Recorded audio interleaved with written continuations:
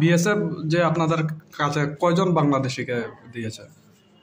আজকে অ্যাকচুয়ালি 11টা নাগাদ আমাদের কাছে মূর্তিছড়া 199 নম্বর ব্যাটালিয়ন বিএসএফ 3 জন বাংলাদেশিকে নিয়ে আসে এবং ওনারা একটা অভিযোগ দায়ের করেন।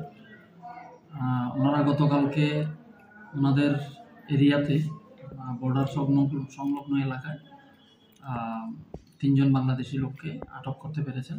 তারা ওনাদের ইন্টারোগেশন সেরে আমাদেরকে একটা অভিযোগ দায়ের করেছেন।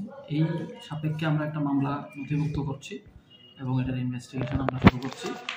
ওরা কি এদিকে আসতে ছিল না বাংলাদেশে যাচ্ছিল?